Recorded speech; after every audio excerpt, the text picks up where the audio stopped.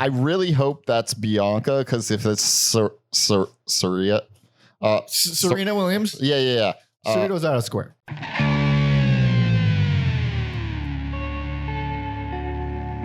Welcome to Every Album Ever with Mike and Alex. My name is Michael Mansour, and I'm joined, as always, by my lovely, wonderful, happy, kind co-host, Alexander Volt. Say hello. Hello. This is Every Album Ever, the podcast where we listen to every single album in the world, one artist at a time. It's a new discography, more or less, per episode. And today, we'll be discussing every album by CocoRosie. This was requested long time ago by Sid, I believe. I apologize for picking this. Trying to spice up. I don't know anything about it. Well, going in, especially, I was like, I may have heard that name. I can guess what it is. Doing one Google, I can kind of guess what it is. Yeah.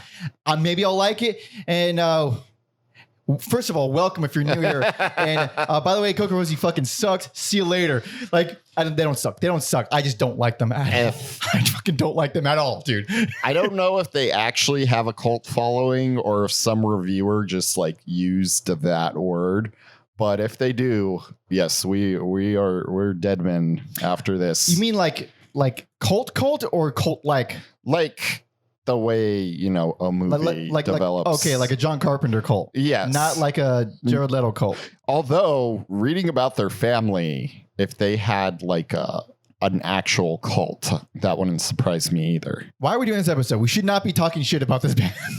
I try to spice it up a little. Like, hey, let me get a little something different in here. I don't know anything about this band either. So I didn't know you didn't know anything. No, I thought you knew something. I was like, it's been a while since we've done like a lady-centric artist, dude. Where like they're the main driving force. Let me throw this one in there. And good job, Alex, because now we're gonna sound super fucking sexist. And I'm not just because I'm gonna be doing my dice the entire time. Oh man, although it might not help, but. Oh God! So Sid, you sack of shit. Was this a joke? How dare you? If you're still watching, go to hell. But also. I will say slightly less annoying to me than Neutral Milk Hotel. I would say a great deal less annoying. No, don't know yet. Conflicted. We'll figure this out. Before we get into all this, sorry. Patreon.com/everyalbumever if you want to support us. If you don't want to wait a million years like Sid waited for this, because he sent a standard email. We got to it within 6 months. Yes, and the wait time may be even longer than that. Maybe. But Patreon members tier 2, they get to jump the line. We have another Patreon request coming up, and he waited about 2 weeks, 3 weeks, 4 weeks. I don't know when these come out. I think for okay, we're not that far ahead anymore. No, we're not. But anyway, something like that. If you want to do that, bonus episodes, that. And of course, there will always be a Spotify playlist on whichever artist we're covering this episode. CocoRosie, link in the description. Same with every other episode. Even if we don't have flattering things to say, we will do our best. I was hoping you had, because I have a lot of flattering things to say, but I was like, he better like them, because God damn it, I know you knew you weren't. I knew you weren't like it, but I was hoping you would, so that you'd counteract my negativity. I feel like I'm kind of like down the middle. Okay. So that, if you'd like, in all, whatever. I guess that's it for plugs. You can subscribe and you can do all the things if you want. Yeah, we do the heavy lift or you do the heavy lifting at the end. Honestly, who the hell is going to stick around? Okay, hold on. CocoRosie. Yes. Are they beloved? I hear things about influential. I'm going to assume they are beloved. I feel like they've kind of like laid down the groundwork for an artist like Lorde or Billie Eilish. And some other ones I can't think of right now, but it sounds like honestly hearing that, it sounds like they laid the groundwork and inspired everything that I fucking hate. Probably in like mainstream pop music. I don't like specific trends that I fucking hate. I don't hate those artists, and it was very like I was intrigued. And I was just kind of like, oh, this band could like branch off into so many directions. Yeah. And the direction they went. I know exactly what you're saying. I felt the exact same way, where I was like, all right, I get it. Yeah. Oh shit. and I got happy, and I was like, I get it. Mhm. I like them. I get it. And then the next album, I was like, wait, what the fuck? Wait, whoa, hold on. We didn't discuss this. Yeah. It was not what we talked about. And then from there, it just went in a whole thing that I fucking hate so badly. Yeah. Yeah. I described it to a friend when I was talking about this as this is like if Gene from Bob's Burgers was two pretty girls and had a record label. I disagree with that. I don't think, no fucking way.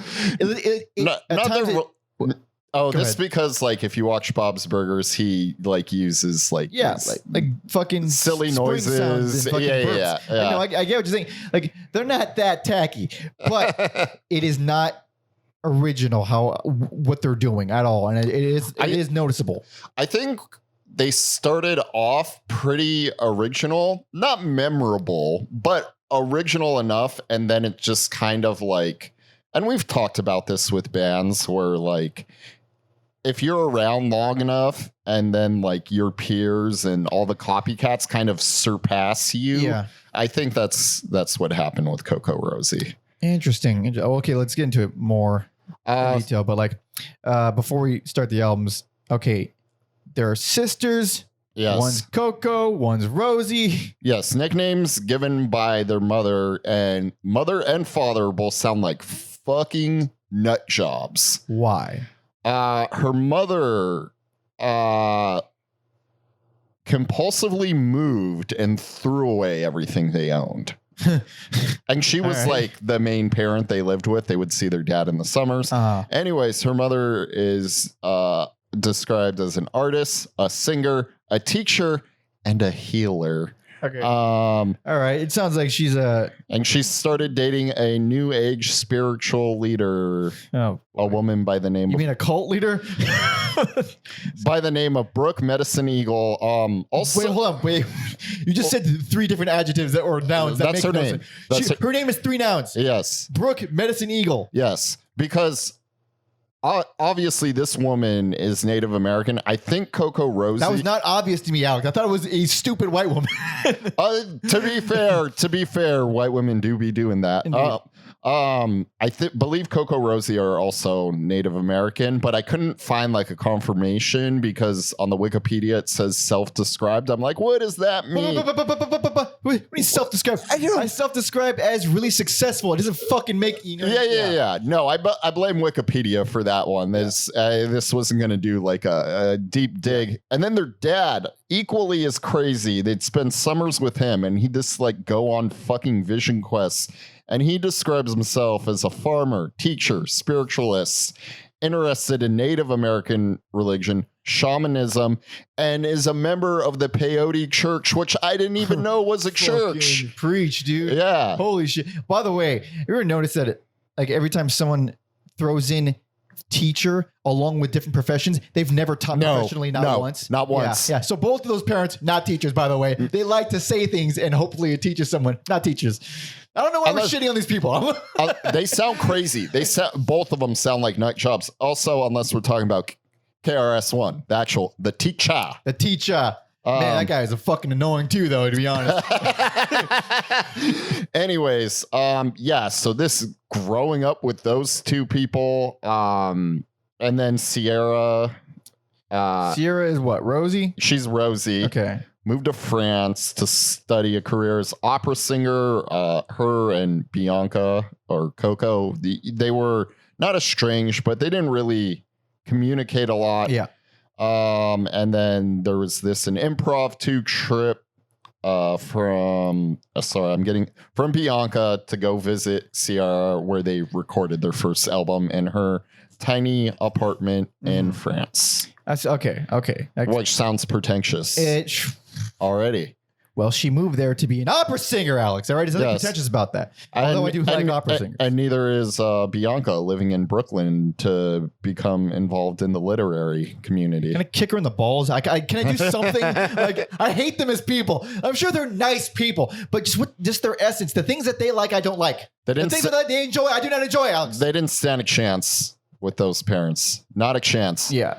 Well, to be fair, I would have kind of killed to be traveling a little bit more than I do now. But I know. I like how this like talked about like DMX, who did arguably horrible things. Horrible. And we horrible were just things. like, Dude, he's fucking rad, dude. That's my man. Dude, fuck yeah. And then it's just, they're this little artsy fartsy. And we're like, God damn it. Give me the, Here's what it is. Criminal. Here's what it is. And what I really believe it is. You fucking, like we said in the episode of the DMX episode, we believe him. Yes. I don't believe damn near anything that they do. And by that, I do mean like this is a group of choices. They make a lot of decisions that I fucking inherently disagree with, like from a very core instinctual level. Like I wouldn't go there. And like, sometimes I like that. We're like, oh shit, I didn't even see that coming. But this is always like, I don't want you to go there because it sounds like what everyone's doing, and they fucking go there every time. They always do what I'm expecting them to do. Sure. And that really, yeah. I feel like they kept me on my toes for a little bit. Definitely, there's definitely one era more so than the other. Yeah. Even though I didn't feel that surprised by either. So what the hell? We're talking shit about these poor girls. So it's basically the whole thing then. Yeah, this getting a little ahead. It wasn't intended to be like, they weren't like trying to get signed to a label. But somehow, it was supposed to be for their friends. Somehow it caught the ear of someone at Touch and Go. Touch and Go.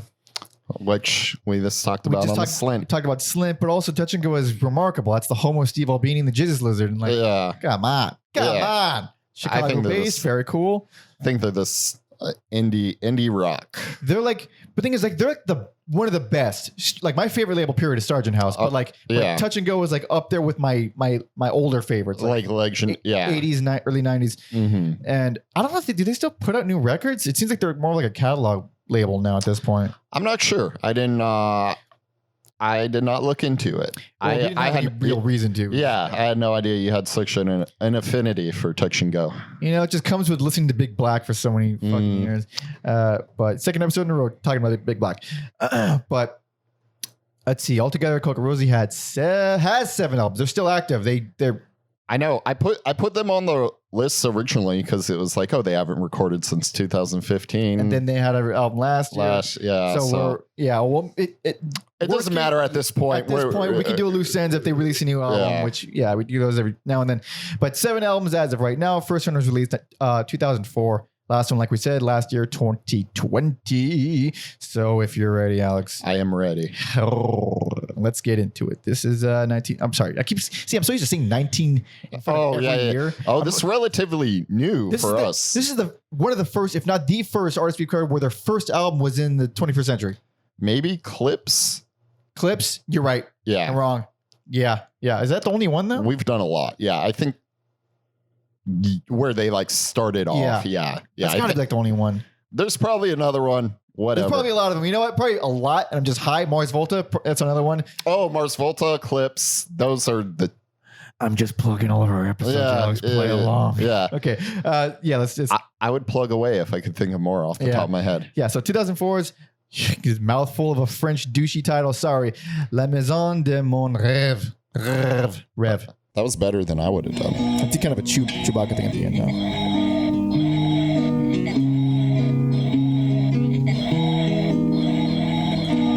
So our listeners can hear on the first few albums, they love to use children's toys and kind of sound effects. It gets a bit much. Yeah, at times. But it's fine. It's fine. It's fine.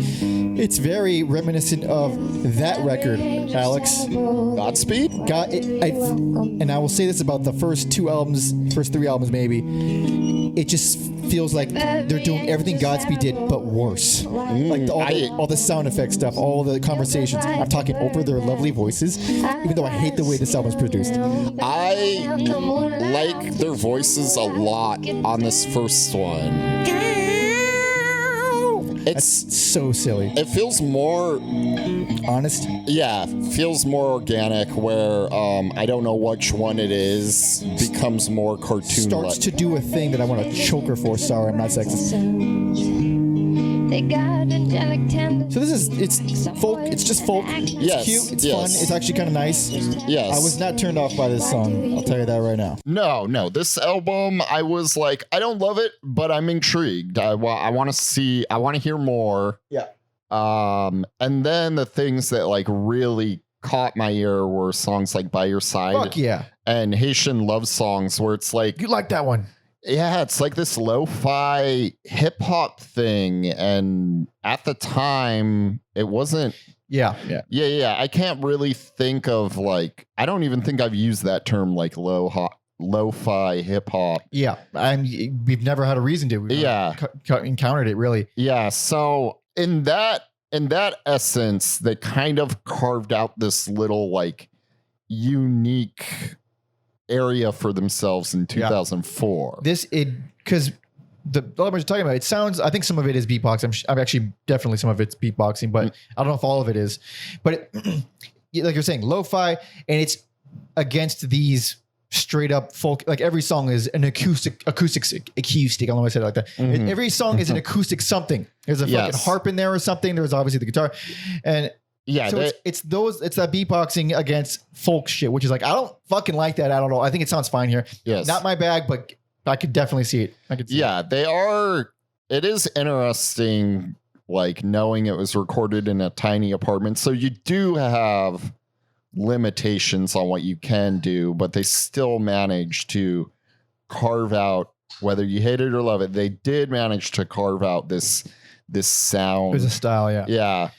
Parts where it became exactly what I was expecting it to, and what I was not pleased by. It's songs like Jesus Loves Me, where it's like, oh, they're just going regular, boring ass folk gospel, and it's I can't imagine that being interesting when it. Go on. Oh yeah, I mean, I took that more as like satire than. I'm talking about the song. Oh, the style. Like, okay, it's just another gospel song that on an acoustic guitar with two women singing. Like, we haven't heard that shit before. Holy God! And I kept wanting to forgive stuff like that, but I was like, wait, this is 2004. This wasn't that early. Like, sure, you think shit like this exists? Like, I mean, like in terms of the folk style, not so much the trip hop or trip hop hip hop stuff. Yeah, but I do like how that song bleeds right into Good Friday. Good Friday. Yeah. That another one of their like sounds where they figure out a way to balance like creepy music and sweet music, which sounds weird, but somehow they do it. Actually, with that song, I do like it, but goddamn, that vocal melody sounds almost like it sounds like a Beatles melody, like early Beatles. Yeah. It just has that way of writing. But what else? Two other like I think stronger songs this overall to me. Candyland. Yeah. It's all the played out words of pretty ethereal. Even the like sirens, or I think there's sirens on the children's toy. Help add to it. West Side, I don't know, like I'm not sitting there like, oh, what toy is this? But it it almost sounds like a video game, like it could be on the score of like an 16-bit video game. Right. Yeah. Right. That's so a lot of this, both those songs are examples. It's really minimal. Like, yes, everything in here is super duper minimal, and they usually, well, up until a point, they are mostly minimal. But it feels at this point, I was like, this writing is not at all developed, because pretty much all these songs are just like one little sequence of chords or one little melody, and then they're just singing over it while playing with toys, and like. It's really not, as soon as you get the main thing, like, oh, they're doing this. And the most you could hope for this album is like, oh, you might hear a weird, creepy sample of something. Yeah. And that's what makes it interesting again. So it's not like these are good songs. It's just like, so this is what this band is to me, and beginning to end. They are so goddamn obsessed with the presentation and the production of the whole thing, and not good songwriters. I think they just can't write anything interesting, really. Like, there's some good stuff here and there, but it's always like a surprise to me. So here it just feels like, oh, these are all nice, and it's nothing like remarkable, but it sounds creepy. It sounds really odd and unsettling and super lo-fi. Mhm. So that's kind of what makes it feel unique at all. Yeah, definitely listening to their whole discography. Like, if someone stopped me on the street and was like, sing like 3 CocoRosie songs, I can't do it because it all kind of just like. I can definitely sing a couple because they wouldn't leave my fucking head, and it doesn't. Oh, that's That doesn't mean I like it. It's actually because I don't like it so much that it's but it's catchy. I guess it did its job. Sure. That's later on though. But also I do like I like Butterscotch. It's again what I was saying. It's like it's super messy and hard to follow, but it's also really cold and lonely. Again, it's like the vibe is on point. Like it's everything about it is how you feel when listening to it. Not so much is this a good song or this is how did they write this? Does it stay with you? Does it stick with you? Yeah, I could see. Like, if someone at the label didn't outright love this band, I could see it like, okay, I can see how this is an investment. Yeah. Like there's something there. There's something there. Yeah, we can mold it, but I don't. Also, I don't know if I don't know if you can mold them. They're this like free spirits. I hate anybody who identifies as a free spirit. Yeah, not fucking blowhard. Not that. I don't know if they ever use that, but I know. I know, but just like the whole, you can't contain me, just gotta let it flow. And I say both those things all the time, but I say it less douchey than that. Good old hypocritical. Hypocritic. So yeah, it's a good album. It's just mostly vibe. It's a little underdeveloped, and you could tell it's a little sloppy, especially like the vocals were pretty much. The whole album is them singing simultaneous vocal lines together. Yeah. I could see how like fans of folk music could find this appealing. 100%.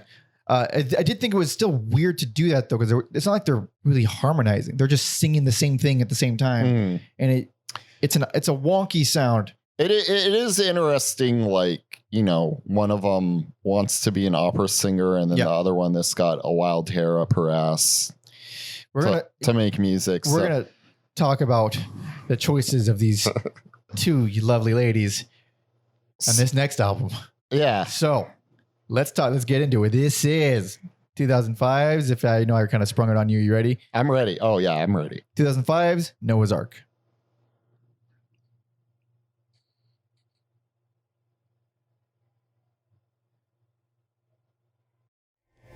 Nothing about the music, but I think one of my favorite album covers ever. It's not bad. It fucking made me laugh. It's a train of unicorns. Yeah. And one looks like she has like pierced udders while she's throwing up. Like something like that, yeah. Yeah. Oh man.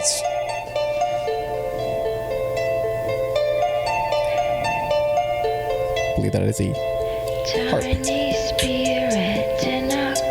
This is not a good opener. It's not a good. It's a horrible opener. I'm so angry right now. My blood's boiling. Listening to her fucking voice right now. You probably all think I'm fucking crazy, and maybe I am. All right, but it is a sign of what this song was like. Oh, she made a decision here and here. She's gonna do something with her voice from now on.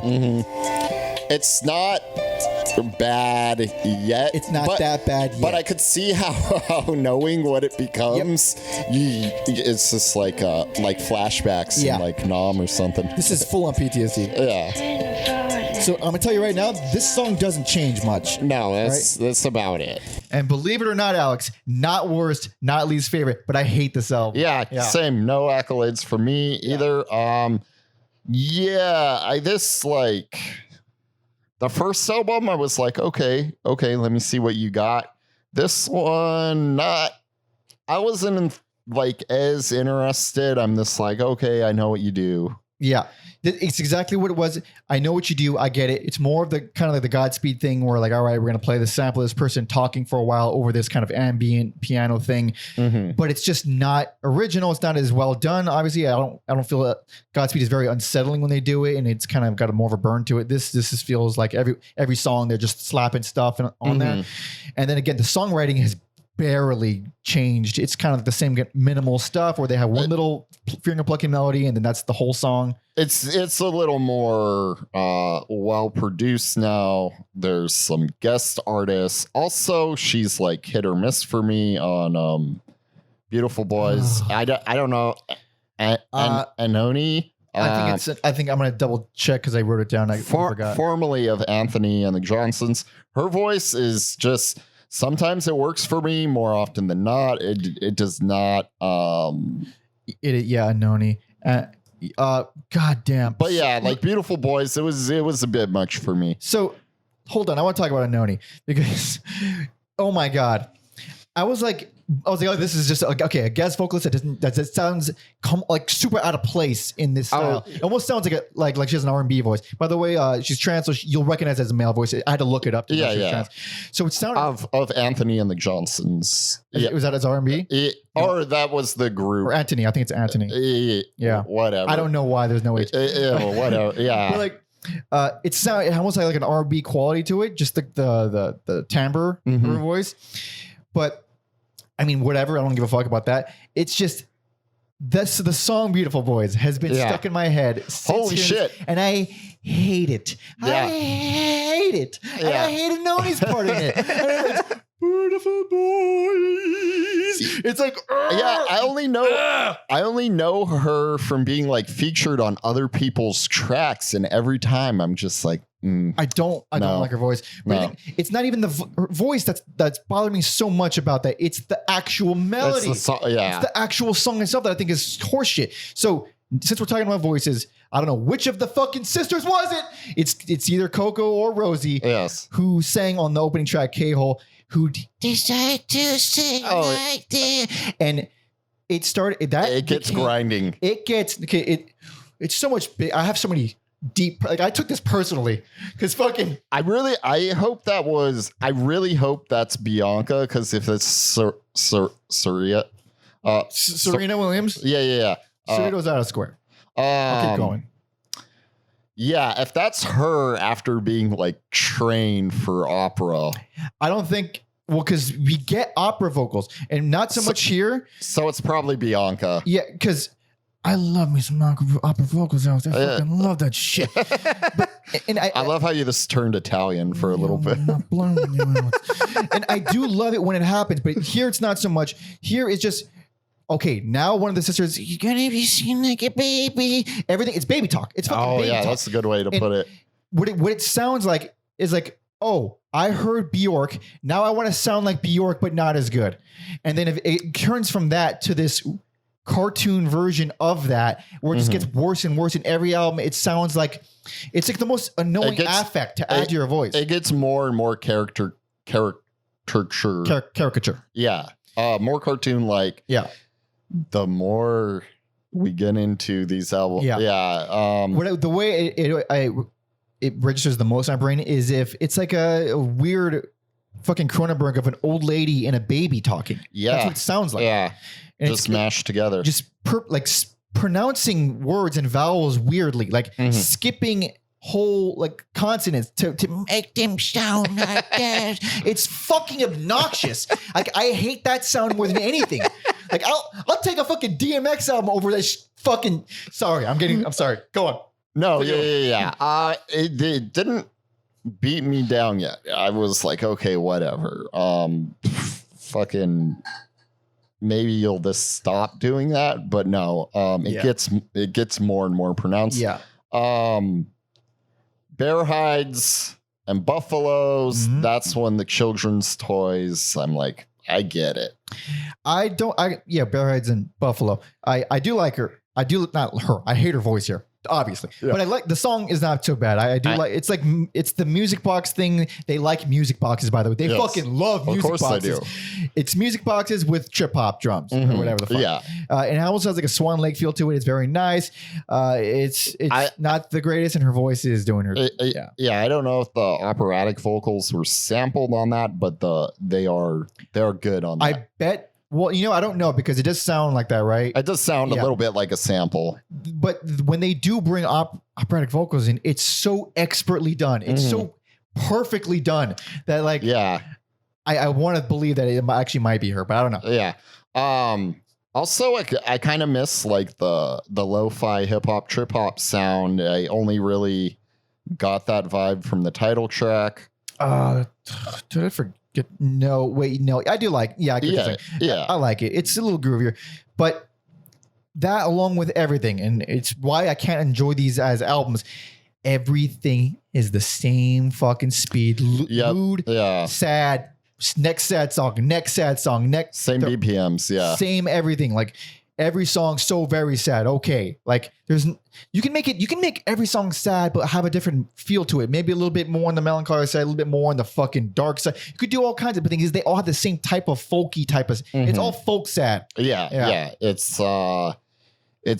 in one gear, the whole album. Stuff like that I do. So I like their ideas. They have like really good ideas. And I dislike all of the execution pretty much. Like for Armageddon. I was going to say. I like the ideas that Same. Like group vocals, like synthy organs.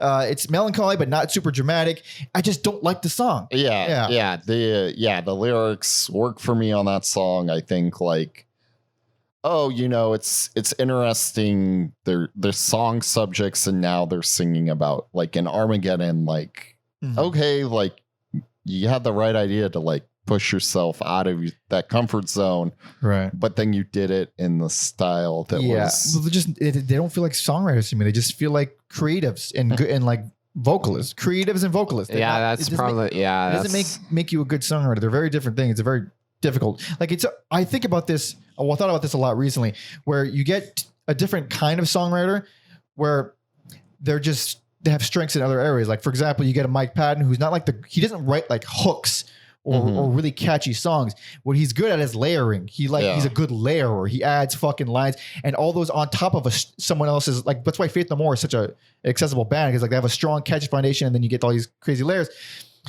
Same with Bungle and all that. He's a layer, but you get like someone like Kurt Cobain, who you listen to Nirvana, not a lot of layers, just a strong bass rhythm and a strong vocal melody, and that's it. These, I feel like they're good layers, and there was no one writing good songs. Yeah. I was gonna save it for the next album, but you brought up Bjork. I will say, like, with Bjork, she like does different styles of music. She's very like educated and like music theory, so it's like she can bring. And even though a lot of people hear her voice, especially on earlier stuff, and like, what, this woman's just screaming, I'm like, it's not true at all. Yeah. I'm like, no. There is a method to Bjork's madness. Boy, is she fucking nuts, dude. But I do like her. She's one of my favorite voices. Yes. And so, like, I don't think there's a method to this madness. This is, hey, we have a 4-track laying around. Let's do something. And God bless him for making it work for the most part. But also, I don't know, I stumbled onto this. I didn't really read it into it. That the recording of this album, the first one, was like so much of, let's just go to a bunch of different places. Let's see what the vibe is like. Let's do it in the field. Let's do it in this fucking closet. Yeah. I think only one of these was recorded in like a proper studio. One of their albums. Yeah. That's what made me really think that, they're just creative artist types. They're not songwriters, because they're paying so much attention on where they're recording, how they're recording it, the vibe of the recording, the overall mood of it, and not focusing on like, hey, does this stick in someone's head? Is this catchy? Yeah. Like it's two very different skills, and it seems super neglected. Although I will say that Brazilian Sun, I think that Eastern influence works for me quite a bit. I enjoy the strings on that song. The Morricone wordless whale type vocals. Yeah. Ooh, lovely. It'd be funny if you go to Aguirre songs and I just picked all the same ones. It's possible. Okay. So this almost made me give it worse for sure. And you got to know what I'm talking about. What? You got to know what I'm talking about. What's that? That's Bisonors. Bisonors. The fucking French rapping. Oh, yeah. It's a French rap song, basically.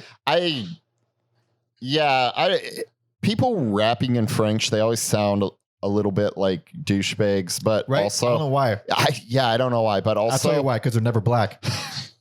Some of them might be. Maybe. That's not my area, but also like I feel like a hypocrite because I'll like a strong a British rapper. I know it's totally different, but like a strong British rap. Like if people know like a Dizzy Rascal, like talk about a British name. Holy shit, dude. Yeah, and a lot of people think Dizzy's voice is annoying. So a lot of people think a lot of people's voices are annoying. I wasn't so bothered by A$AP Rock, but apparently nobody likes his voice. yeah, I mean he's just a Jewish guy from New York. He does sound like a Jewish guy from New York. Yeah, absolutely. no, his voice is an acquired taste where like, man, Dizzy's like accent is thick. Yeah. But so that song is an anomaly here because nothing on this album is just straight up French rap. I don't know who it is. It's not them doing it. Oh no, it's just some French rapper. Yeah. And it's not like it's on albums. Like maybe later on we'll get to like more hip hop stuff, but not fucking here. No, it's just it's a strange track. Yeah, and it's interesting that like yeah, the title track is good for what they do, and then we talked about like the hip hop, trip hop influence, but then it's still very lo-fi. Yeah, and so it kind of seems obvious to bring a rapper in, but not like this. Not over. Yeah, it's just not like this. Also it's at the end of the album, and it's rapping over more melodrama. We had a whole fucking record of like now it's just God. So it kind of makes you less forgiving of them taking a chance and doing the rapping thing because like it just sounds like, but it's like still like it's not that different. It's still the same old shit. But I guess we don't like this album, so let's move on. This is 2007's The Adventures of Ghosthorse and Stillborn. Another title I'm glad you have to say because I see it and I want to say Ghostface because there's no. I almost wrote Ghostface several times when I was writing because there's no spaces. Yeah.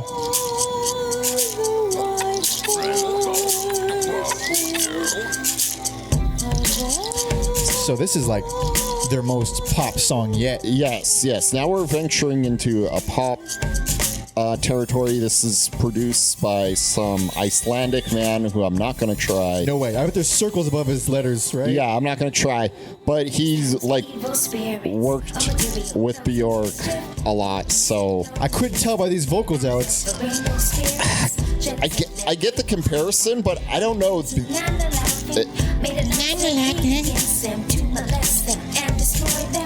By the way, we talked over it, but were those fucking kazoos? Probably. Once you use kids' toys in your songs, nothing is. You graduate to kazoos.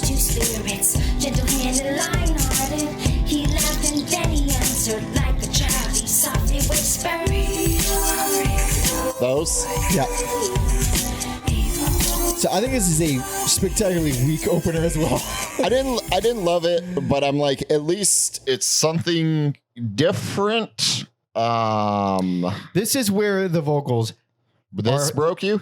So I was really mad at the last album. I was like, I don't like where this is going. And this one, I was like, I guess they're here to stay because let's talk about Japan, Alex. Oh my God. Well, oh my God. I knew you were going to hate that because that has like a reggae feel to it. She's doing a reggae accent with her fucking baby voice. Yeah. And, dude, when she, part of the chorus is she ends every fourth bar with everybody just hold hands. Yeah. And she says, everybody just hold hands. She doesn't pronounce, it's like she's doing a fucking character. It's like it's such bullshit. Like I mean, it's so like you're just being like it's so not a real voice. It drives me up the wall, dude. It's wild. Like I don't think I've ever heard you get so hung up on the like pronunciation. Yeah, it's because it's the same kind of shit with Cypress Hill. It's like you're putting on a dumb voice because you think it's like. It's not a real authentic style. Some asshole's going to request Cypress Hill. I mean, that's probably a good idea, actually.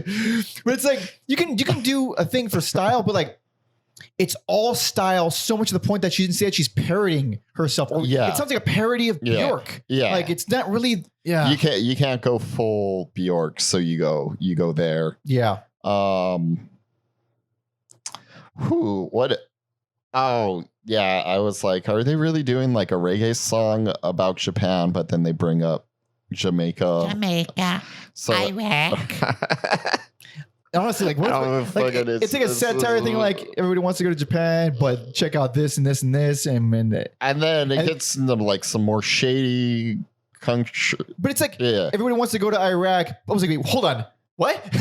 No one wants to go to Iraq. No one has ever talked about Iraq. Yeah, like romantically. Like the Jamaica thing kind of makes sense because it's like romanticized as this. Same with Japan. Yeah, as this beautiful place. Well, more Jamaica than Japan for like how gnarly it actually is. Oh yeah, it's really fucking crazy. Although, guess what? Didn't read all the lyrics. So who gives a fuck? Yeah, whoa, listen, whatever. In case you couldn't tell, we're not fucking historians here. Yeah, I appreciated the change in direction, but it was I did too. I was still let down by it. Exactly. I would appreciate the change in direction, still let down. I like Promise.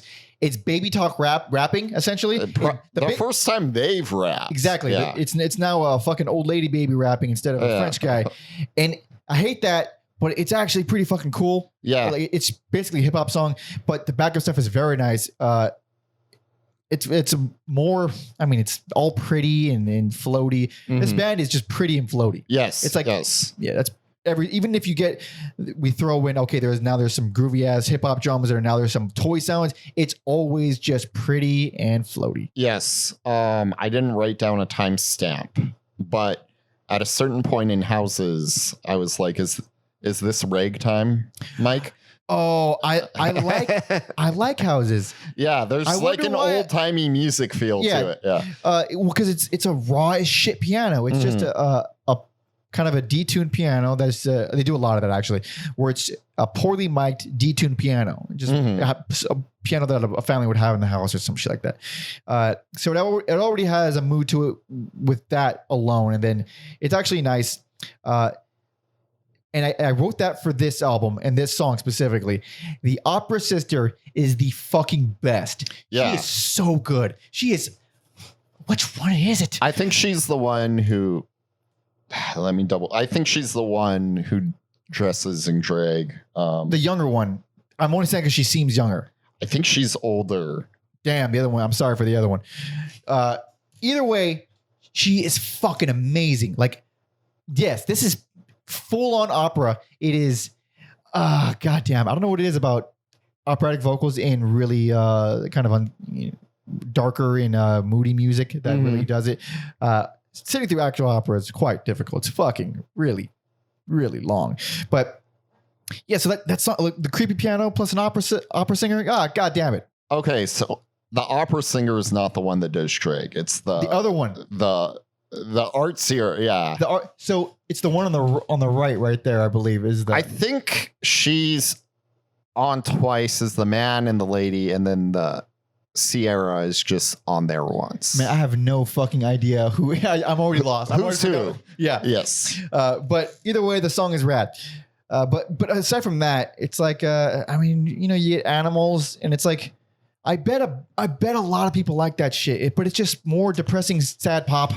Yeah, that's kind of how I felt about Werewolf. Same. It's fuller production, but it stands out a little bit to me. But I'm just like, it's not like boom. This is the song off this record. Exactly. I still like shit like Black Poppies and Sunshine. It's nice and those songs are also a little quieter compared to like the openers. I even like Bloody Twins, the transition piece. Oh yeah. It's nice. It's super short, but it's another one of like the super, super mellow, minimal ones.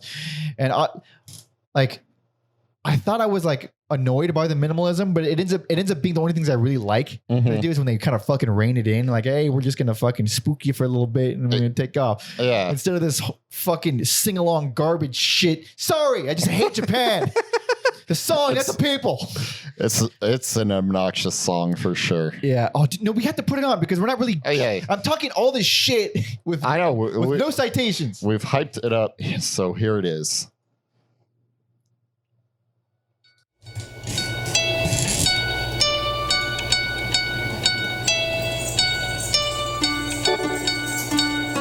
I was like, all right. It's kind of, I like the Asian element. I liked it a lot. I always like when they use Eastern stuff. It could. And then as soon as the bass comes in, I'm out. It's the singing. This. I was like, oh, they're going sing-along-y. Reggae. Yeah.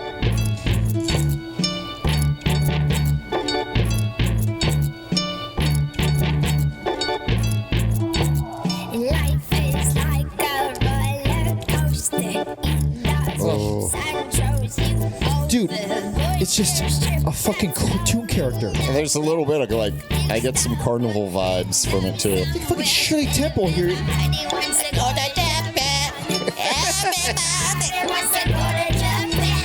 Damn. The very last line is why I get mad.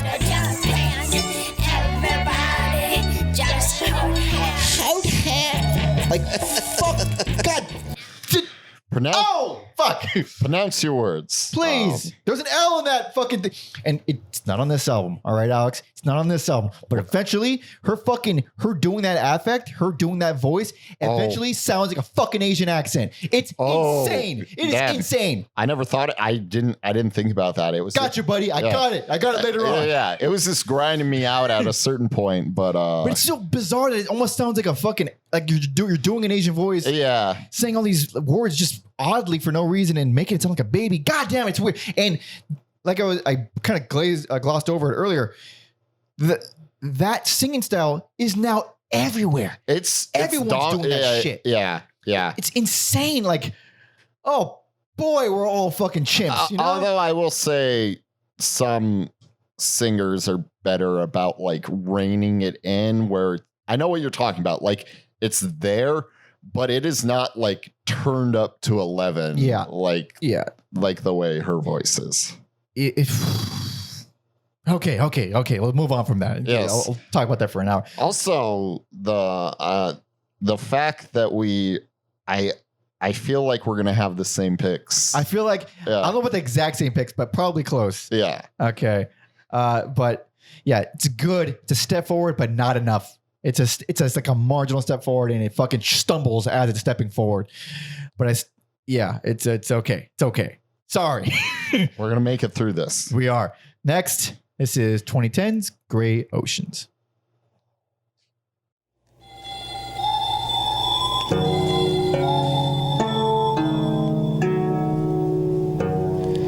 I like this song. I really, really like this song. I think this song, I was like, what's that? Hey there. Well, hey there. Also, this album cover does not do it This is the worst album cover I've ever it's seen. insane. It's insane. It looks like a flyer for like a larking festival. Someone should have got LARPing. Damn, I ruined the joke. Someone should have been fired. Yeah. Yeah. Also, they left Touch and Go signed with Sub Pop. That's right. So right there. Yeah. It seems reined in here too. So right there, as soon, I think like another measure or a few bars. The vocals do a thing that they do in this song, and that's it for the whole discography. Interesting. It is a straight up clean chest voice singing the melody. We're gonna get there. Yeah, we have to get to it.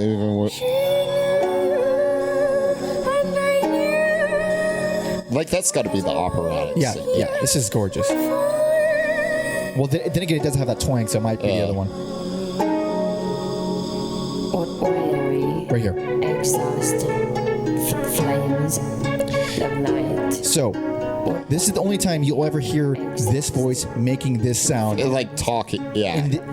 With no affect. Mm-hmm. There's no rapness to it. It's just her voice. And it was so bizarre to me that stuck with me for so much, because I was like, wait a minute, that's a regular ass chest voice. It's very calm. It's not like filtered in any way. She's not fucking with it. She's not doing, I don't know which sister it is, but you don't hear that again. No, it reminded me of like these like 90s like new age, like I think it was like called like Enigma or something. Like I don't know what genre of fucking music this is. And if you know what I'm talking about, you know what I'm talking about. If you don't, I apologize. Right. Also, before I go any further, best personal favorite. Without a fucking doubt, dude. Not even close. I was not expecting, dude.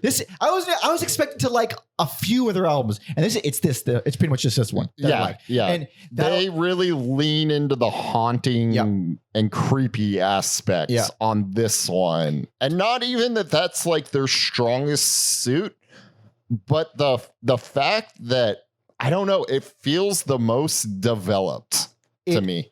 So this is the only album that I think is an original sound where they are them and they are no one else and no one sounds like them. That opening song, the second it came on, I knew within seconds, like, oh, this is not the same riff that they've been doing the past few albums. This is a different feel. It's not just because it's Eastern influence, and by the way, the Eastern influences on this album kill it. Smoky Taboo, dude, fucking rad, dude. Yeah. Fucking kills it. Yeah. But the style of riff is almost an Asian style, which it's not folky. Sure, it's just not edgy, and it's a little darker, but it's not like sappy or melancholy. It's a different kind of, and that was like, oh, they're figuring shit out now. They're writing differently now. This is exactly what, and it doesn't keep it up the whole way. They certainly don't do it again after this album, but for this brief moment in 2010, I guess. Yeah. Most of this shit is fucking rad. Also, he only produced 3 tracks on here. Let me look up the names instead of naming the numbers. R.I.P. Burnface, Lemonade, and Fairy Paradise was produced by David Sieck of TV on the Radio. We talked about him a little bit on our Jane's Addiction episode. He produced their like comeback album, The Greatest Escape Artist, which I kind of dug. Mike did not, but indeed, I think he is a talented producer as well as, you know, he played on the best songs on that record. Yeah. So it's weird because out of all those, I think like Lemonade is the strongest. So do I. But it's like, I just don't know if he like reverberated throughout the album. I'm sure it was recorded in a million different places. Sure. Yeah. And honestly, what was the Fairy Paradise you said was the other one? Yeah. It's like that's like a dancey club track at parts. Oh, never mind. I got it mixed up with that song fucking blows. I forgot. I got to mix it up. No.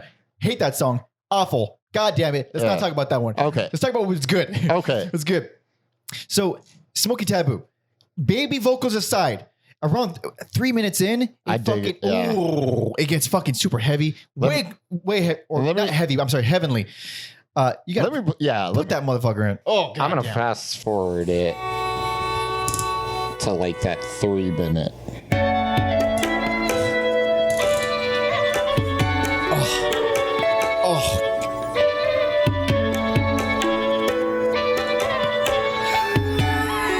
So this is what I'm talking about.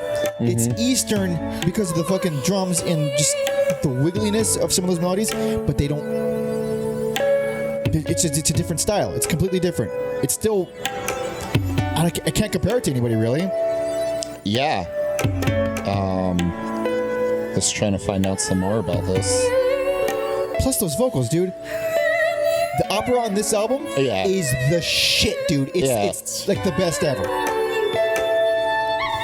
Look at that. It's like an Asian thing, but it's not an Asian riff or Asian melody. Yeah.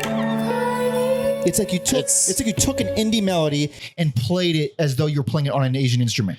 It's a very cool. It's a very cool vibe throughout the whole album. I know you were. I wasn't like full blown annoyed by them. I think the worst song on here is Saint Michael. Okay. So I have one forgiveness for that. Yeah. That is simply because I read that it's a bonus track. Okay. That's it. Yeah. That's it. It is a bonus track. It's on streaming. You'll hear it. It's got some really cool production in certain areas, but God damn, it's auto-tune baby vocals. It's baby vocals, but auto-tune. No, there was something in the air with this album, and you can tell that song is not part of it. Yeah, and like there's what is it? The Moon Asked the Crow. It's kind of hokey, kind of dumb, but it works. And also, it kind of starts out like a Dr. Dre track. Like it has. Oh yeah, it's mad hip hop. Yeah. Like, put on a little bit Okay. at the beginning, just because it's actually pretty, and I like it. It's just I wasn't expecting it to work. No, I wanted more stuff like this from them where you're like surprised and.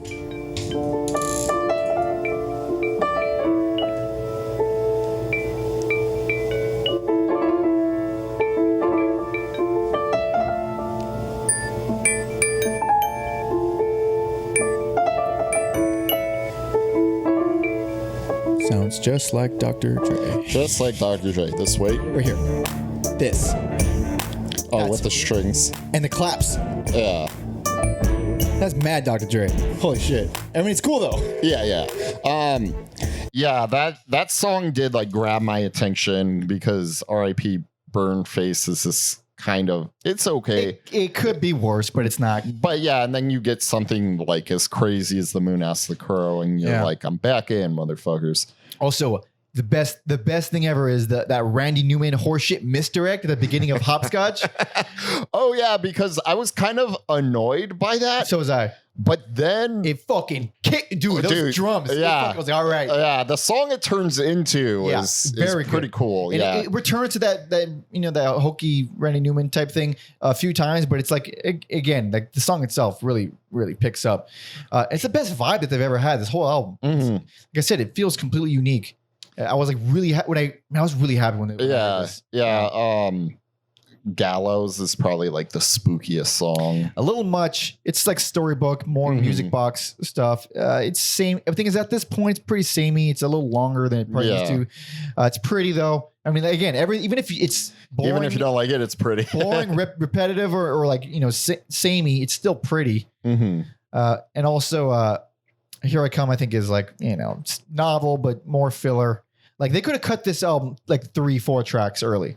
It would have been way better. Would have been a hit. Yeah, but would have got all the mics in the world. Oh, just show me this one album, nothing else. But yeah, I was like super excited. Like, okay, they finally found a voice. They found their voice. They found a style. It's not. I don't feel like anybody's copying anything off Godspeed anymore. I don't feel like any of that. I'm not thinking of other artists at all. It's exactly what I was hoping for, and I was so happy to get there. I was like, okay, now we're on board. Let's go for a ride. And now we got 3 more albums, right? Yes, a little bit of spoilers. It almost feels like this album is not canon in their career. Yeah, I just don't. Wait, what the fuck? Oh, I forgot. No, I pressed back by accident. Because again, it's that when we get to the next one, it's like this never happened. It seems like the redhead stepchild this time grew up to be like. What's her fucking face? Like, who's a hot redhead? Amy Adams? Jessica Chastain. Jessica Chastain. They all look the same. Bryce Dallas Howard. Yeah, they're all the same. Yeah, that's right. Damn, I really fucking dropped the ball on that one. But best personal favorite for both of us. If I had by a landslide, not even close. Not even close. Like, I'll probably listen to this again. At least we got this out of it. Yeah. It's no means perfect. Still has a lot of shit I don't like, but god damn it. I was very optimistic at this point. But now we're going to move on to 2013's Tales of a Grass Widow.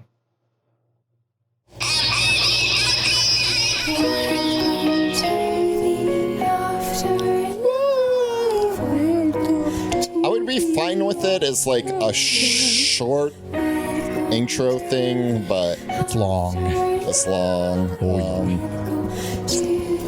And then, it's just like. Wait, is the rhythm section gonna come? And here we are. Hey, this is the direction they decided to go in. I know. I just like.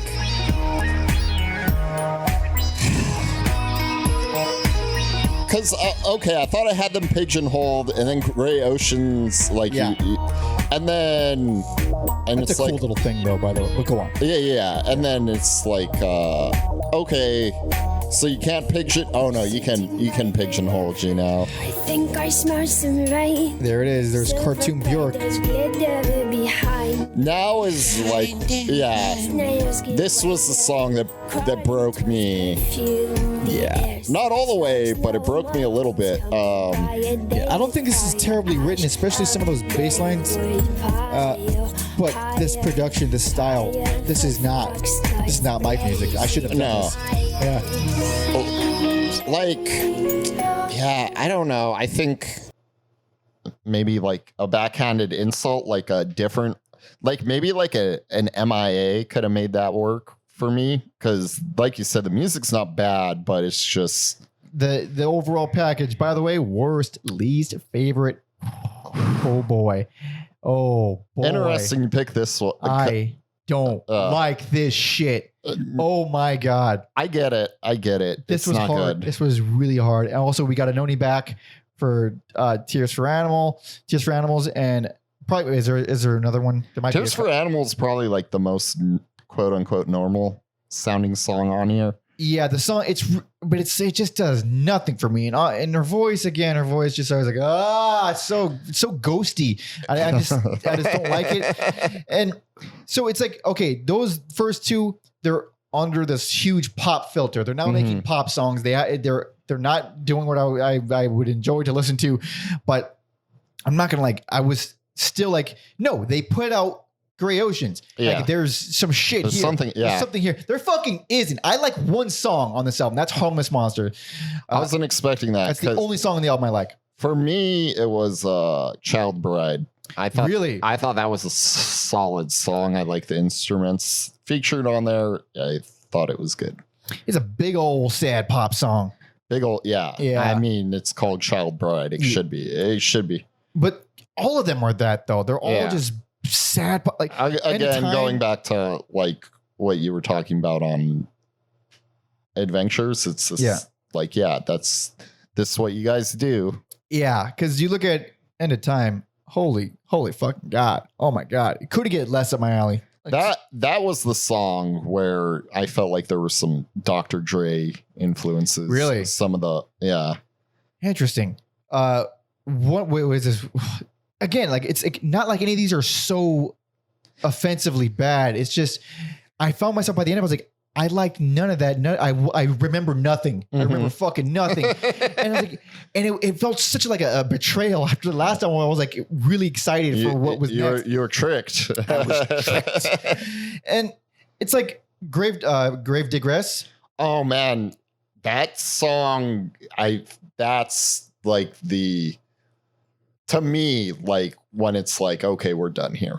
It's not like it's not offensive. And I was like, I don't love it. And then it took me like not long, and like a couple minutes. I was like, nah, I hate it. It's so long. Oh my God. I don't think it ever recovers after that song. After that song, no, it absolutely does. It's like because you get Far Away, which is more boring ambient shit, and like it's like it's all bleeding in together, and like there's they throw in some dance beats every now and then, and it's like, okay, well, it's still fucking boring and sad. Yeah, you could put some sugar on this bland meal you're serving up, but it does not. Roots in My Hair, it's God damn it. First of all, boring folky flute bullshit. All right, but it sounds like some shit you hear like in a Naked Juice commercial or something like where it's like, this is like a health food commercial, like something where it's.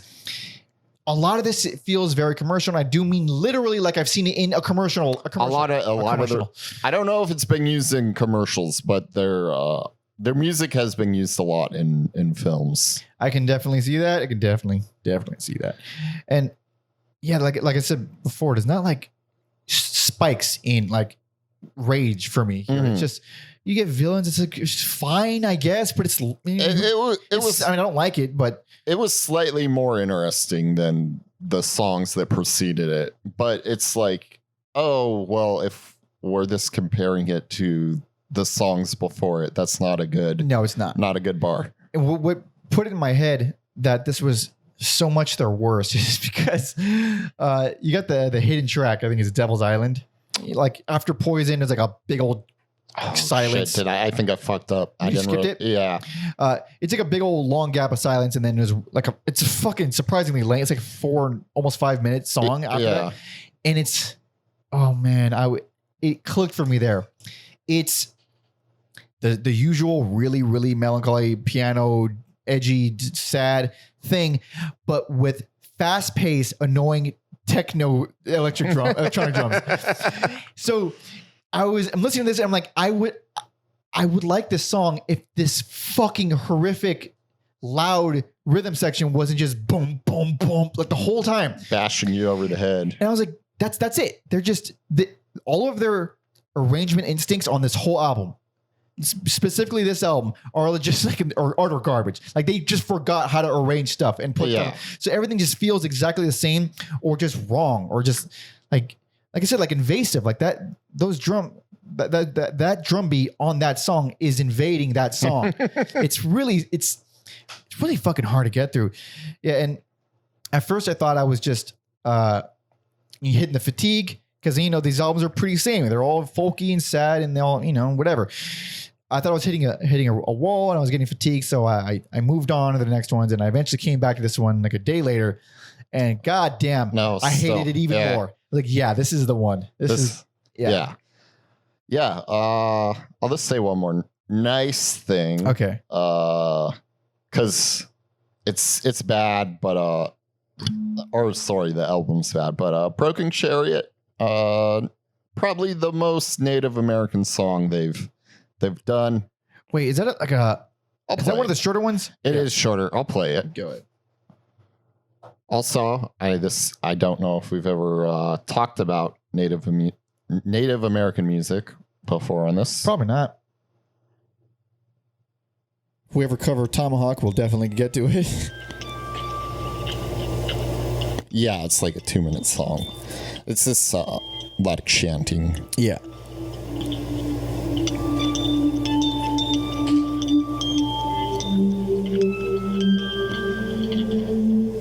It's like, let me rub this album in your face before. Well, I should time. They all take a while to start. Yeah. But it's only 2 minutes. You can't. It felt like a transition piece, right? Yeah. This is very nice. Again, always pretty and. Yep.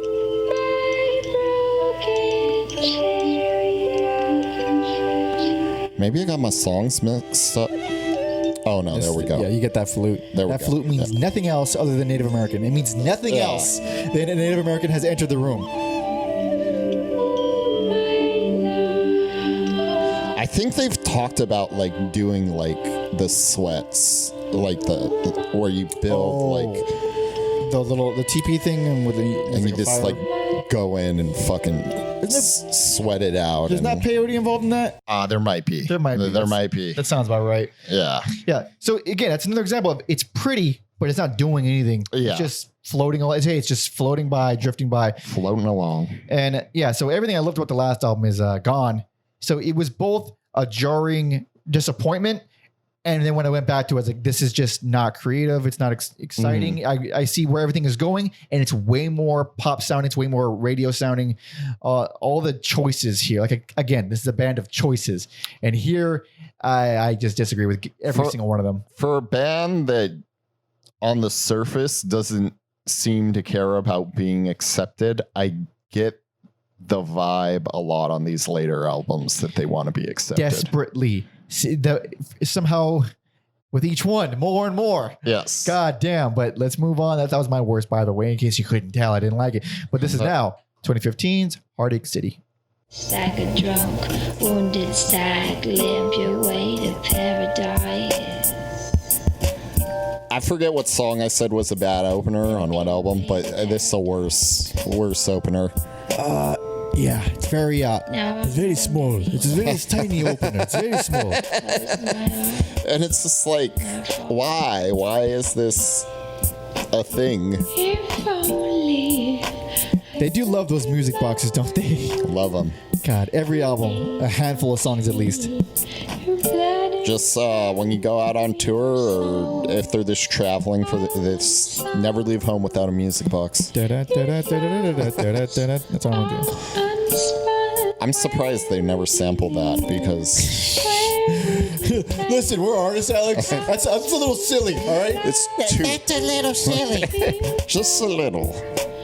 Okay, you would get the fucking sorry, I couldn't even wait couldn't even wait for a fade out. Yeah, worst least favorite.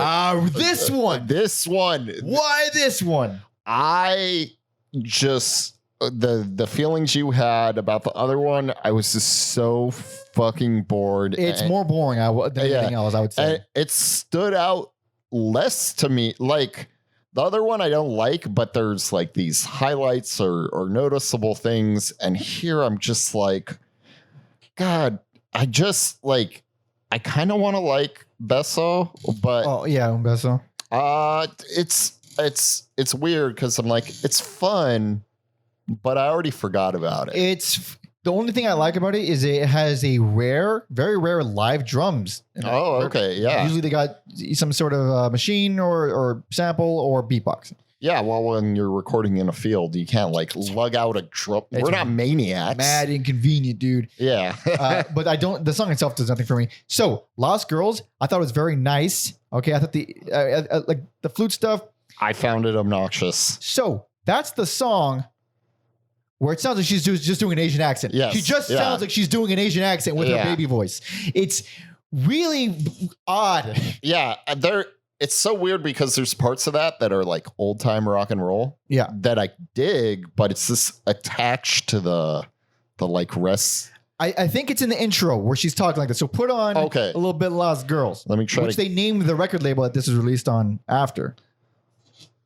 Also, I'm assuming they're ashamed of this album too because it's not. We should say it's not streaming. Not streaming. Yeah, it was independently released, I believe. Warming the hearts of explains why maybe they don't like it. Spirits. Right here. Brighten the eyes of petty thieves who crawl at night, who feign to use a Tell me she's not doing a Japanese accent. Yeah. The cosmos are on fire. Dude. The blazing loins of the criminal choir. Yeah, that is not a fucking white girl, dude. What the fuck? Well, she might not be white, but look at shot, you're white enough.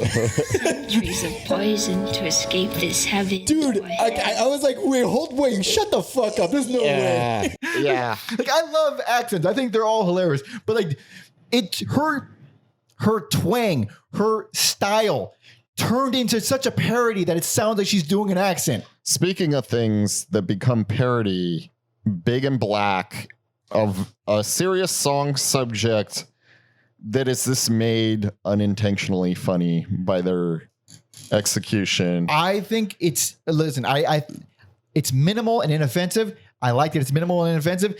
It's not that great, but compared to the rest, I was like, I was kind of laughing at it. Like, I didn't know it didn't stick out to me. Yeah, I was like, I looked up the lyrics and it's about a very fun big black things. Well, yeah, it's just like a big black guy being accused for things he didn't do. Very much like the Green Mile. Man, I was thinking of dicks already. Yeah.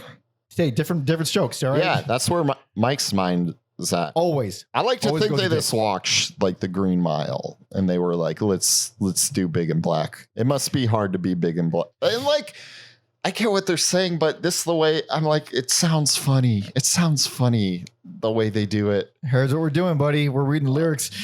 Oh shit.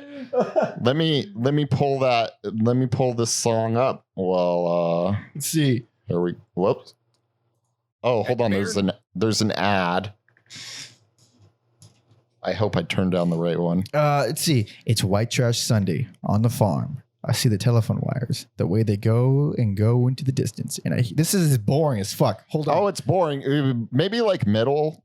It must. Hold on. Wait a minute. Hold on. Before you play it. Yeah. I didn't know that you weren't kidding when they literally say, oh, it must be hard being big and black. Yeah. Oh, it must be hard being big and black. Give everyone a heart attack. Yeah. They pull the pistols without second thoughts and bam, bam, bam, he got shot. So it's like, it's a serious thing, but then it's like the way you're doing it. It's written like a fucking teenager. Yeah. Okay, let me get... I'm going to fast forward it a little so we can get to the quote unquote good stuff.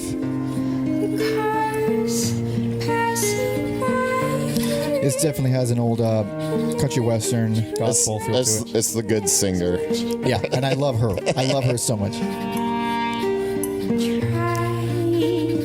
Is it though? Because I can still hear a twang. I don't know. It might just be the shitty singer singing well, because I know they're both really good. Also, it's so funny that they have a twang, but they moved around a lot, but they're like mostly like southwestern. Just regular old Americans. Yeah.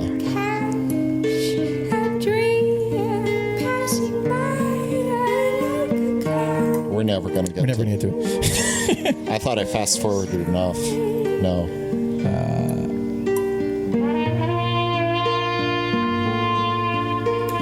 I'm gonna fast forward some more. I think you should go fast forward some more. This part's nice. It is nice. It is.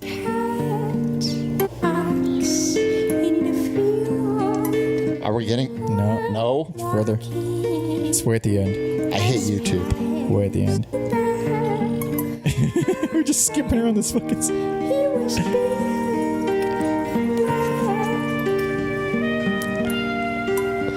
I don't know. It's just.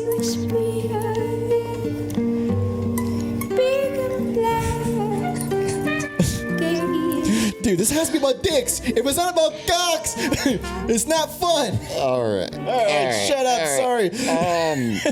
Jesus Christ. Fucking laughing at a tragic song. Bedbugs is kind of haunting, I get the, but not. It's not Gray Ocean's haunting. No, but what I like about that song and what they do a lot here is they're really reining in. They're doing way more natural vocal harmonies. Mhm. They're singing together these standard 2-part harmonies, but they're just doing it straight. They're doing it Yeah. straight. There's no affect. There's no baby vocals. There's no baby old lady vocals. There's no. I mean, there's even not that much full on opera, which I wish there was. But the thing is, I may like the opera shit more, but like I do really appreciate them. Just it's really relaxed. They're very comfortable. No one's going ape shit. It's just a very nice, straightforward vocal harmony. Yes. Which gets boring, but they've never done that really. Sure. So it's nice to hear it every once in a while. I think one of the stronger songs is Lucky Clover. It's just Really? just a solid song. I thought it was boring. Just like Rest. Yeah. Boring. Yeah, boring. That's I would say that's the worst thing this band does.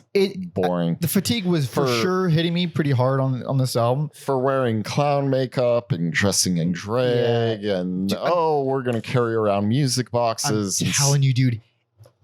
Artsy types, creative types, not songwriters. Yeah. You can put on a spectacle, you can put on a fucking show, you can draw a thing, you can layer stuff, you can learn how to sing really well. But it doesn't make you a good songwriter. It's a fucking different thing. That's all. It's not any of it. None of it adds up to substance. And because I'll reference the greatest band in the world, Slant, which you just covered, episode 93, you look at them as people. Dorks who had no taste. Look, and what did they make? They made brilliant music. Sure. Like that's the difference. Like how much what do you really care about? Like honestly, I'm asking you ladies, what do you care? Dressing up and making a spectacle, being entertaining, or making a great record? And it really sounds like the former. Yeah. They're the Kiss of indie rock. God damn, I love Kiss. Fuck, I take it all back. God damn it. Yeah, you do have to take it all back. This Strata. 93, she's 16. It's a great song. Gross. About pedophilia. Sorry, femophilia. It's a great song. I think no one knows. I think it's actually a pretty nice closer. It's again reined in, natural, very minimal, very mellow. Not the most exciting thing, but it's nice. But that's kind of the whole album. It's like it has more hip hop to it, which we hadn't even brought up. Yeah, because I haven't thought about hip hop in a while. Tim and Tina specifically. Right.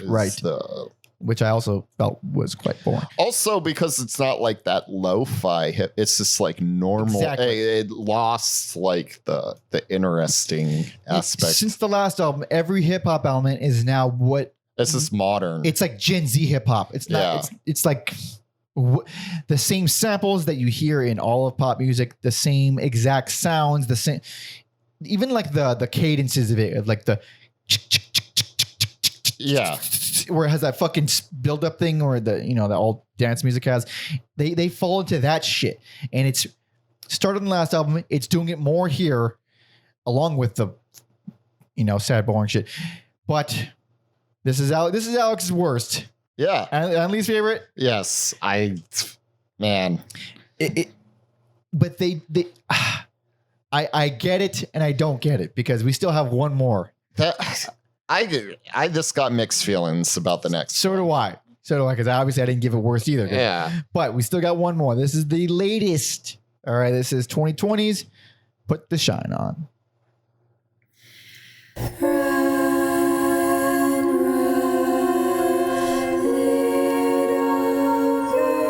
Not this part of the song, but it gets a little heavy. Yep. I love this intro and I like this song a lot. I was cautiously So was I. optimistic after this song. All right. I'm listening.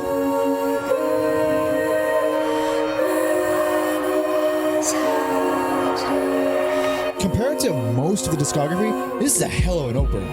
Yeah, This is a that's good true. opener. Yeah, they are not good with opening songs.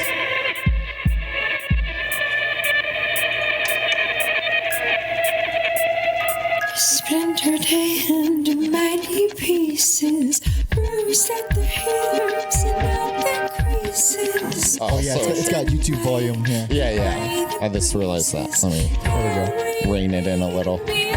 Oh, that progression is fucking awesome.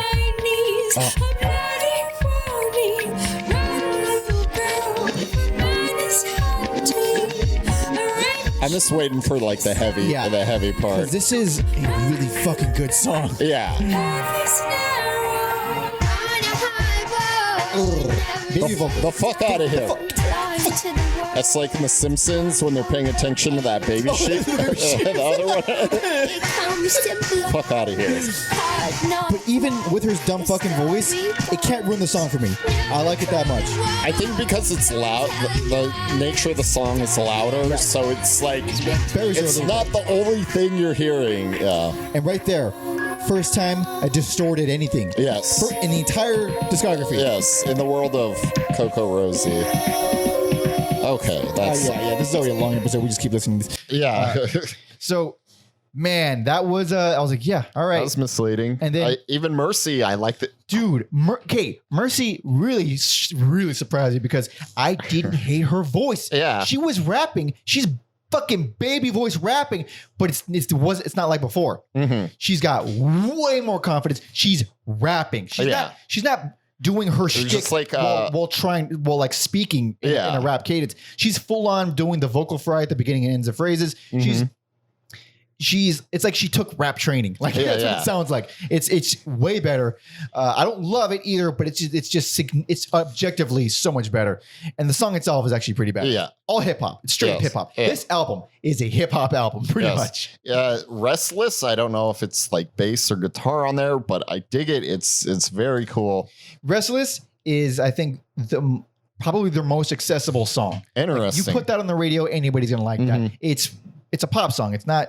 It has all the production and choices of like I said, Gen Z rap or this generation's pop music. It's produced just like that. Everything sounds just like. I mean, obviously, 2020 they have some money, it makes sense, but it also made me think like they probably delegate a lot of arrangement to producers because this doesn't sound like anything they've done, and it sounds very, very modern. All the choices are very modern, like because in Restless, which I think is a good song, but that staccato piano, which is clink, clink, clink, clink, clink, clink, clink, clink. It's full on like, oh my God. It's just like algorithm pop music. Like you've heard, put on Restless. Okay. Just because like that piano, you've heard it in ads in front of, before YouTube videos countless times. I'm going to see if I can find any like...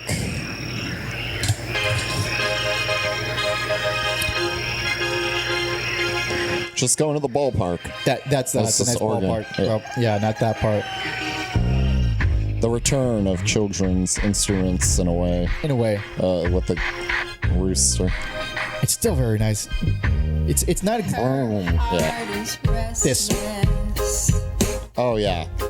Go into that is very Gen Z noise. Female vocals, drums, staccato piano. That is every ad I've ever fucking seen in the last 2 years.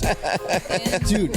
So it's like it feels that song feels manufactured to be a hit. Yeah. And it's a good song. It's catchy. It's long and it repeats the same verses and choruses way too many times to stick in your head. That's why everything about it feels like a fucking trap. And I still fell into it. I still like it. Yeah. But again, it feels like, are they doing a lot of this writing or is a lot of the producer really stepping in?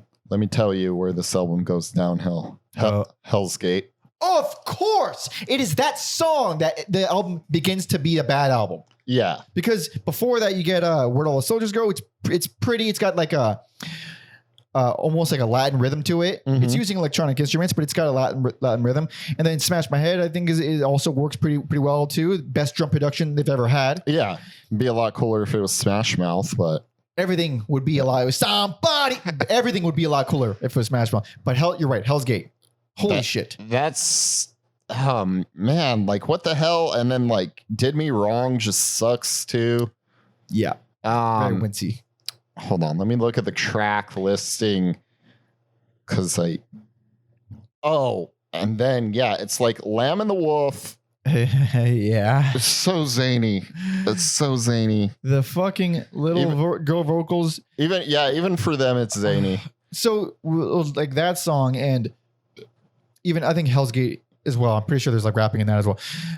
Where I was praising her rapping on, I already forgot the name of the fucking song. Got Mercy. No shit. Where I was praising how she was rapping on that song.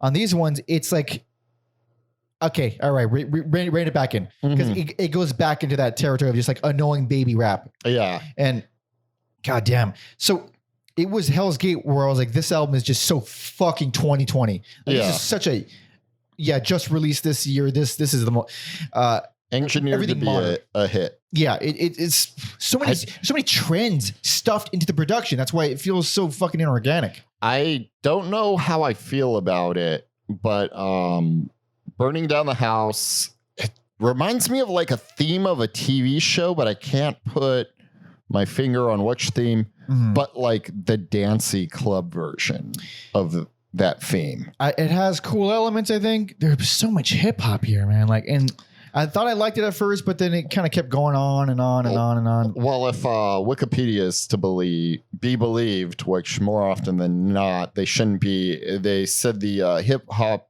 influence was because they did a song with Chance the Rapper, and that kind of like the album grew from there. Yeah, this because every single time there is drums, it is all right. We're getting jiggy with it. God damn it. Also, a very, very sweet, sad thing on Ruby Red. Oh, right.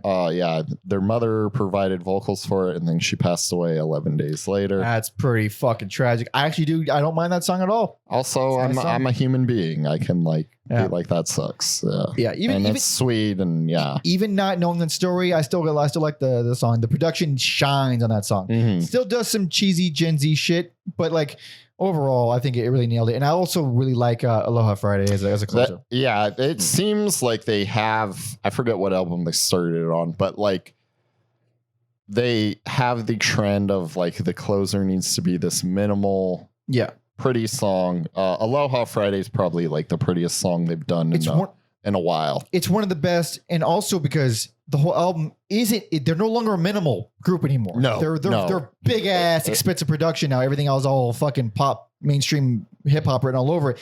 So when they went super subtle, went minimal again, went back to like, oh yeah, they're like, this is what they were for all those years. Oh god, may not have been my favorite fucking thing, but it's still nice. Still very nice. Yeah, that's about all I got to say. Unless you. Oh man, you have so many notes. So many notes for this band. Every album has like a page and a half. I know. I feel like we really turn lemons into lemonade with this. Goddamn right. Fuck you guys for not appreciating us. It was just like this thing and then it's just like it's always fun to record. It's always fun to record, and there's always something to say. To form like Voltron. And, with man, I really expected so much more from. I was really hoping I liked them. I was because like I said, that's the thing. We never go in. Well, some of them like Sublime. I know, you know damn well. Yeah, but like an artist I'm not familiar with, I don't go into this like rooting for it to suck. You think I want to sit through 7 albums that I don't enjoy? I'm begging to love these. They were all under an hour though, which I appreciate. Christ. Yeah. Fucking looking at you, DMX. But like, so when I had hit Gray Oceans, it was like, okay, thank Christ I can finish this discography with ease. Which it's not like that makes my opinions of the later albums somehow more valid, because I was like, no, I was excited. You're rooting for them. I especially wanted them to be great. Also, like, people who think like, we said we didn't give favorable opinions on this, but like people who like think, oh, they this like trashed, like, we legitimately said nice. We picked out songs and albums. We picked out songs and albums where like, that is dope. Yeah. That's the thing. So that's I whenever I think of more ones like that, if you think of like how you would feel in the exact same position, at least that's what an empathetic person would try. So if you made a thing, okay, they didn't make the thing. The people that are saying that, if you made a thing and then someone said, they did some really cool stuff, I really enjoyed this, but overall I couldn't take it. Yeah. You probably only hear that. Overall, I couldn't take it. Yeah, exactly. And people identify with their favorite bands. People that go search a band on YouTube want to find something that makes them be like, no, validated. They're the best band, and this is why they're the best band.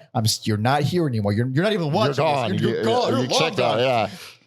And this isn't what the show is. The show is 2 idiots talking shit and liking music. But fucking A, man, it's such a drag when like something lets you down like that. Yeah, I don't know what I was expecting. I think I just like kind of saw their name thrown around in the years leading up to this. Yeah. And I'm like, let me see what people are talking about. It was, I think I picked it because it was very much like in the spirit of why we started the show. Like, these artists where it's like it's on a radar, but not. Yeah. So let me see what they got. Let's check it out. Yeah. And boy, do we check it out. They can't all be winners. But man, I do get. So it's like, obviously this has a large appeal to a lot of people, along with, what is this like? I've read something like freak folk or some shit like that. Oh yeah, I've never heard of it. Psychedelic folk, essentially, are just like weird folk, like with the hip hop stuff. And I don't dislike.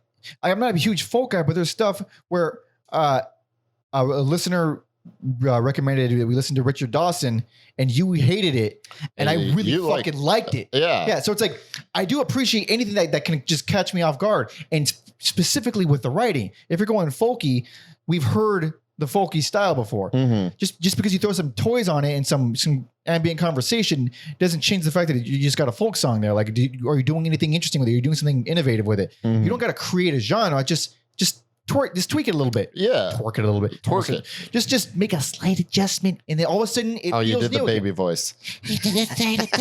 Goddamn, she almost sounds like Miss Swan. That's dating ourselves. Mad TV. No one knows Mad TV anymore. Oh man. But so I guess we're all out of things to say. We finished all the things. Yeah, they obviously they're still around. They went quiet for a few years, but they're back. And sure hope they don't see this, man. Dude, I hope their fans aren't crazy. I hope they're not crazy. They gotta be crazy. Your fans gotta be crazy. These albums are bad. You think sane people listen to music that's bad? Sometimes, yeah. Sometimes they do, but that's not here nor there. Yeah, but one last quick synopsis of that last album. Starts out real strong, and then when it stops, it shits the fucking bed. Yeah, it's almost like whoever arranged it was this like, let me put all these back here. Yeah. Well, you got a lot of stinkers back here. All right, well, we'll do what we can. Yeah, but I guess so there really is no other info, right? Yeah, that's it. Usually there's like, okay, and then Coco was killed in a car accident. Not that I want her to, just giving an example of things that have happened in other episodes of bands we talked about. Yeah, but that's why when we do current artists, there's not a bow to put on it. There's really still, isn't. See what happens. Yeah, they're still going. If you like them, you like them. Pretty much. And even if you don't like them, you might like Gray Oceans.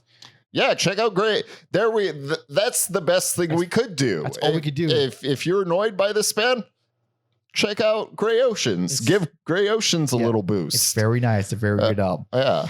So recap, a little briefy reapy. Best personal favorite, Gray Oceans. Worst, least favorite, Heartache City.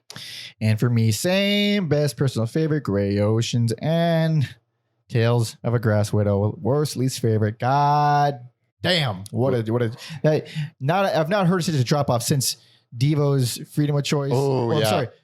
New Traditionalists following Freedom of Choice. Yeah. Quite a drop off. Boy. But thank you so much for listening and watching. This has been a delight to talk about and less so to listen to because it's very sad albums.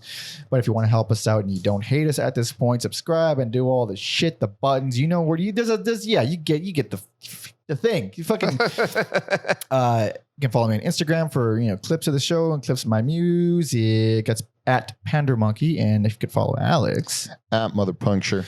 Spotify playlist on CocoRosie, link in the description as usual, and patreon.com/everyalbumever for bonus episodes, early access to certain episodes, and discounts off merch. And most importantly, if you want to jump the line when requesting an artist for us to cover, by goddamn, please make it one that you think you will enjoy. But we'll do it anyway, even if we don't. Yeah. That's pretty much the only way to not be at the mercy of our choices now. Yeah. I think we have like requests on most bands. Yeah, we have at least one request on a significant number of our giant list of bands. Like someone has definitely gotten to it. And when we make the schedule, we're just going to go out of our way to pick the non ones. Just fucking threading that needle. But it's just super hard because we did DMX not too long ago, and that was severely exhausting.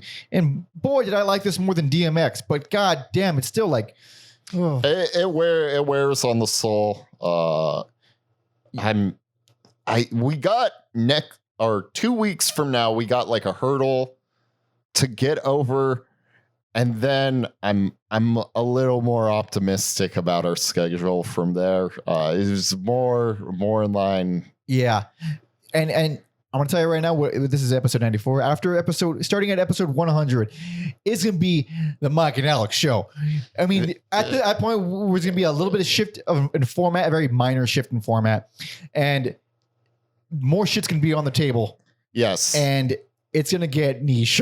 We're living in Mad Max times starting from episode 100. Yeah. So, and even though I feel like we've always been in Mad Max times on this podcast. We covered Noi, dude. Yeah. But like we'll still throw in the occasional big name, obviously, like every 10 weeks, whatever the fuck. But like also as hard as this was, the same thing I said on the Spice Girl episode, I do appreciate the variety here and there. I think like a novel shit every now and then is always fun. If we did like Husker Du, Replacements, Slant, Big Black, like back to back, I would all touch and go. I'd get burnt out. Yeah. The variation in style is a really big deal. And sometimes, because the reason this one took me a long time to start, because do I want to fucking hear somber sisters with pretty voices sing floatingly over folk music? I fucking am not in the mood for that right now. So you're gonna like that's the other thing that we got our schedule, and like sometimes you're not in the mood for it. Yeah, I knew you wouldn't be. That's why I sent you words of encouragement. Like, yeah, at least it's not an hour and a half long. Yes, you'll get through it. Goddamn, yeah, but that was the whole gigantic pitch for why you should join the Patreon and request something specifically. And if you don't want to hear a bunch of if you think this pod, I mean, I guess you know us, but our rules are relaxing. They're there. Yeah, we're loosening the reins. We're releasing the gag. What other sexual innuendo can I throw in there? I don't know. But removing the butt plug. But I think that's about it for plugs. And for the love of God, please take the last song. I don't want to think about it. I'm just going to throw on Smoky Taboo. Oh, easy peasy. Easy peasy. Hell yeah. So thank you all so much for listening and watching. See ya.